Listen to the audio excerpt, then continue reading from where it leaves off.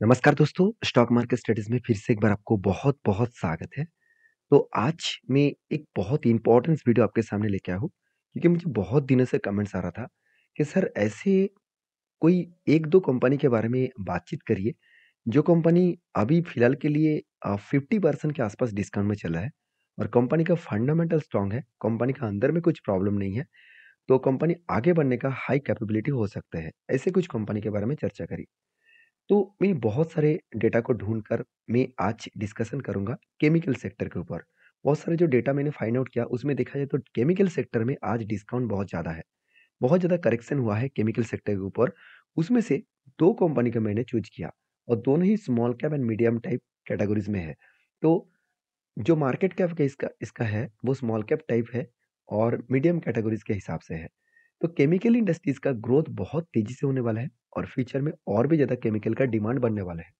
तो कुछ डेटा में रिपोर्ट दिखाऊँगा, उसके बाद 2 कंपनी के बारे में चर्चा करूँगा। तो इस वीडियो को लास्ट तक देखिएगा, क्योंकि अगर आप निवेश करें ना करें, आपको किस तरीके से एनालिसिस करना है, किस तरीके से सारे डेटा को चेक करना है, उसके बाद कुछ कंपनीज़ के ऊपर डिसीज़न लेना है, तो वो आप इस वीडियो के माध्यम से सीख सकते हैं। तो प्लीज़ आप इस वीडियो को लास्ट तक देखिए और हाँ, मैं बहुत बार बोल चुका हूँ, अगर अपने चैनल को सब्सक्राइब नहीं किया तो ज़रूर कर लीजिएगा। कंटीन्यूअसली इन्फॉर्मेशन और अपडेट्स पाने के लिए इसी चैनल के ऊपर बने रहिएगा।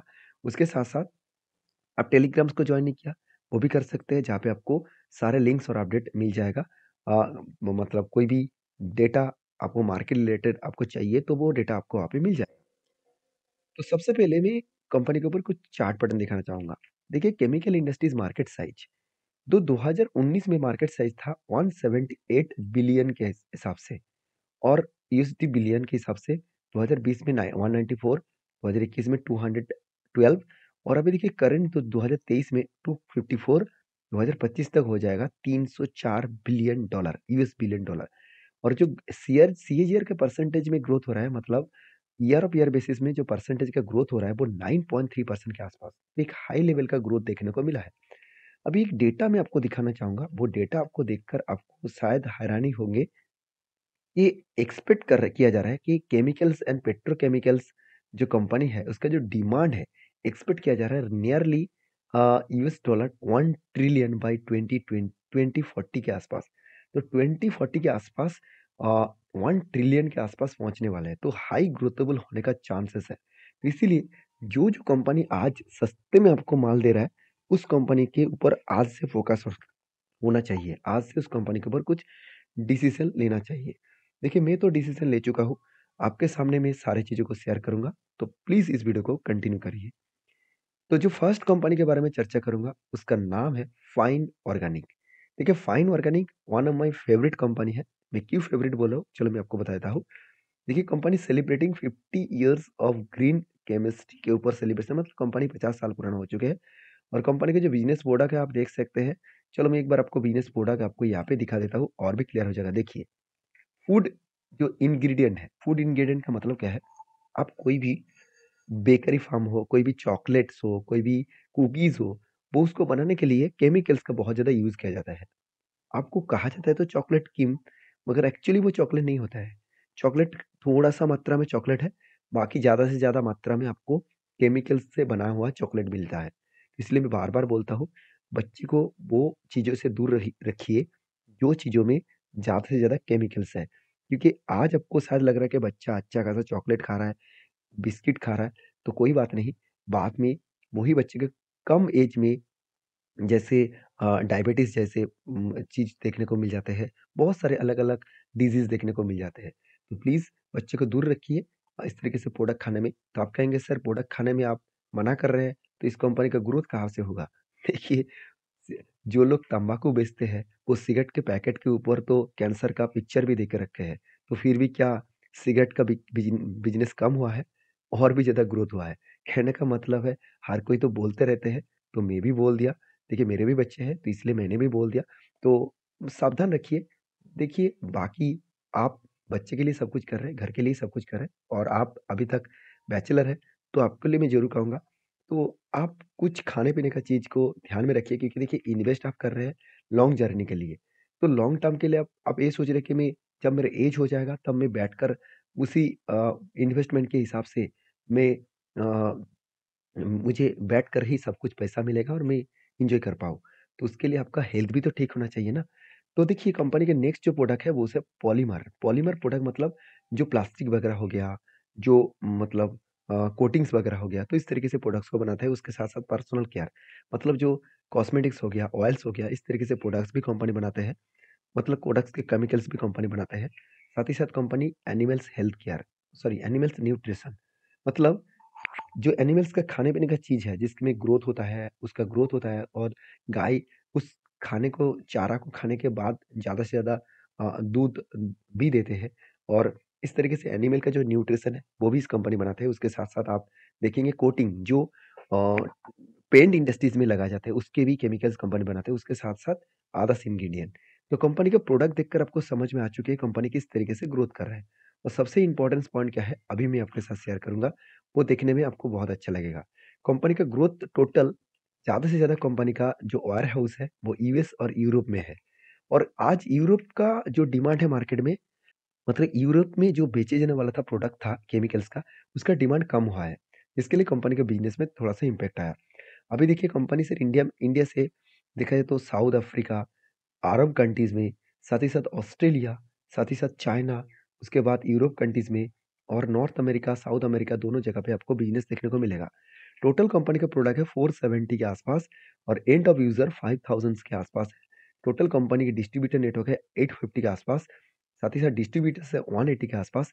80 कंट्रीज़ में कंपनी प्रोडक्ट को बेच रहा है। तो कंपनी में कितना हाई स्टेबिलिटी ग्रोथ है आप देख सकते हैं। कंपनी बहुत छोटा है, मान लेता हूँ कंपनी बहुत छोटा है, 13,600 करोड़ इसका हाई ग्रोथ होने का चांसेस है। आज अगर कंपनी 10 टाइम्स बढ़ गया तो 1,30,000 करोड़ बनेगा।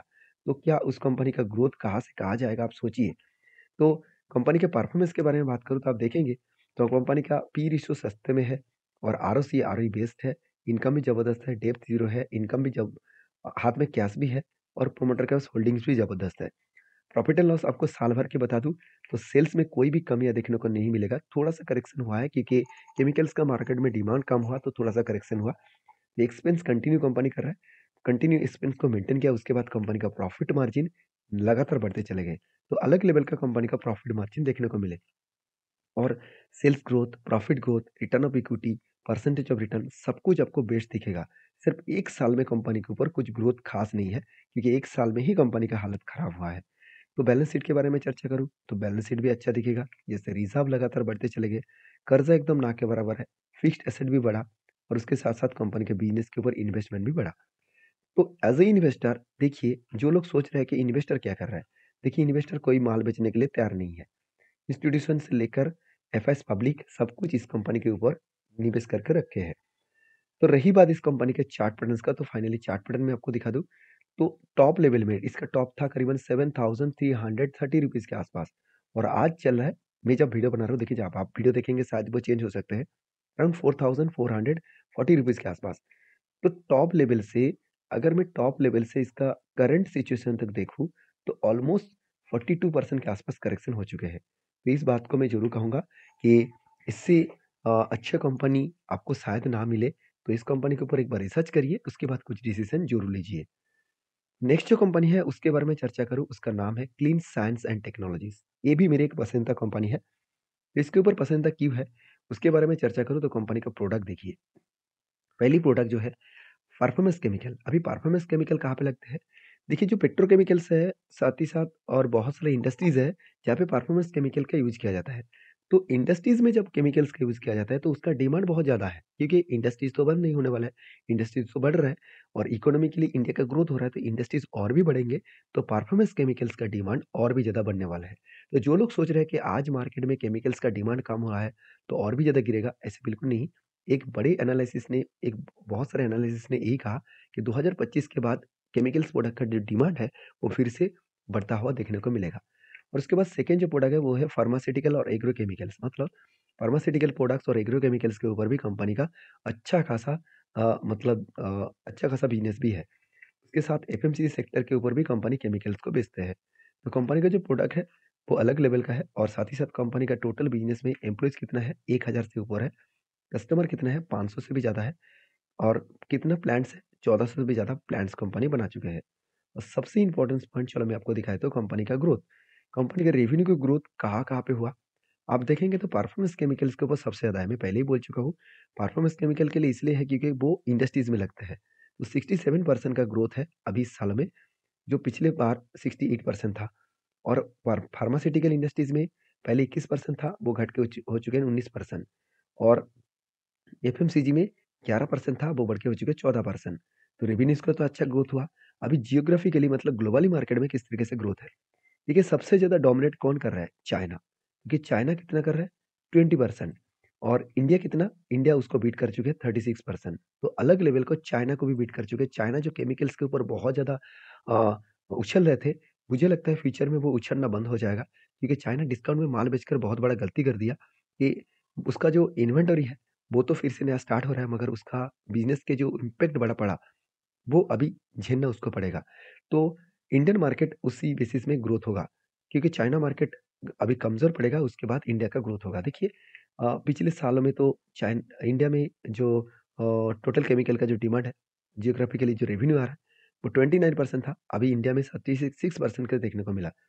अभी देखिए यूरोप से कंपनी का 15% ग्रोथ है और अमेरिका से 19% और बाकी वर्ल्ड ऑफ कंट्रीज़ में 10%। तो अच्छा खासा एक ग्रोथ और पोटेंशियल देखने को मिला। अभी देखिए कंपनीज़ के ऊपर डेप्थ कितना है, ज़ीरो डेप्थ है। कंपनी का कितने साइंटिस्ट है, 40 से भी ज़्यादा और 4 आर-एन-डी फैक्ट्रीज़ भी है। अलग-अलग जगह पे कंपनी 4 जगह पे कंपनी रिसर्च भी करते हैं। 3 मैन्युफैक्चरिंग यूनिट्स भी है और 44,000 मेट्रिक टन पर एनम कंपनी का यहाँ पे कंबाइंड कैपेसिटीज़ भी है। और 27 से भी ज़्यादा इसका कंपनी का टोटल रेवेन्यू भी एक्सपोर्ट कंपनी होते हैं। तो एक्सपोर्ट के मामले में इसमें कंपनी का रेवेन्यू बहुत शानदार आता है 72% के आसपास। और कंपनी का जो ग्लोबली मार्केट में प्रेजेंस है, कंपनी 500 से भी ज़्यादा ग्लोबली कस्टमर्स है और 30 कंट्रीज़ की कंपनी प्रोडक्ट को बेच रहा है। 1300 से भी ज़्यादा इसका स्ट्रॉन्ग टीम है और 8% इसका वुमेन्स है। 16% इसका कंपनी का अलग-अलग सर्टिफिकेशंस भी है। तो कंपनी का हाई ग्रोथ होने का चांसेस भी देखने को मिला है। अभी कंपनी के परफॉर्मेंस के बारे में बात करूँ तो कंपनी का 14,000 करोड़ का मार्केट कैप है। फाइन ऑर्गेनिक के आसपास ही मार्केट कैप है। तो कंपनी का हाई ग्रोथ होने का चांसेस है। हाँ, एक बात मैं बता दूँ, कंपनी का पी रेशियो अभी भी हाई है। आरओसी, आरओई दोनों ही बेस्ट है। कंपनी का इनकम भी हो रहा है। कंपनी का डेप्थ, ज़ीरो डेप्थ है। प्रोमोटर के पास होल्डिंग 75% के आसपास देखने को मिला, अर्निंग पर शेयर 25 के आसपास देखने को मिला है। कंपनी का प्रॉफिट एंड लॉस के बारे में बात करूँ तो सेल्स में देखिए थोड़ा-सा कमियाँ देखने को मिला, उतना ज़्यादा कमियाँ नहीं है और कंपनी प्रॉफिट भी कंटिन्यूअसली मेंटेन कर रहा है। ऐसे नहीं कि बहुत सारा प्रॉफिट डाउन हो गया। सेल्स तो ठीक-ठाक है, प्रॉफिट भी ठीक-ठाक है, रिटर्न ऑफ इक्विटीज़ भी ठीक-ठाक है। कंपनी हाल ही में लिस्टिंग हुआ तो इतना खास ग्रोथ यहाँ पे देखने को नहीं मिला। तो कोई बात नहीं, कंपनी का जो इन्वेस्टर है, वो इस कंपनी के ऊपर धीरे-धीरे करके होल्डिंग को बढ़ा रहा है। एफएस के पास, डीएस के पास कुछ भी होल्डिंग नहीं था, वो देखिए होल्डिंग को बढ़ा रहा है। इसलिए मैं इस कंपनी के ऊपर बिग पॉजिटिव साइन लेकर चला हूँ। और रही बात इस कंपनी के चार्ट पैटर्न्स का, तो आप देखेंगे तो कंपनी के टॉप लेवल से, अगर मैं टॉप लेवल से करंट लेवल तक देखूँ, तो ऑलमोस्ट 50% के आसपास करेक्शन देखने को मिल चुके हैं। तो ज़रूर कहूँगा इस दोनों कंपनी के ऊपर आप स्टडी करिए, उसके बाद कुछ डिसीज़न हो तो मुझे ज़रूर कमेंट्स करिए। तो वीडियो में अगर जानकारी अच्छा मिले तो प्लीज़ लाइक करना, इसी तरीके से वीडियो पाने के लिए चैनल को सब्सक्राइब करना। विद द नेक्स्ट वीडियो में, तब तक के लिए धन्यवाद।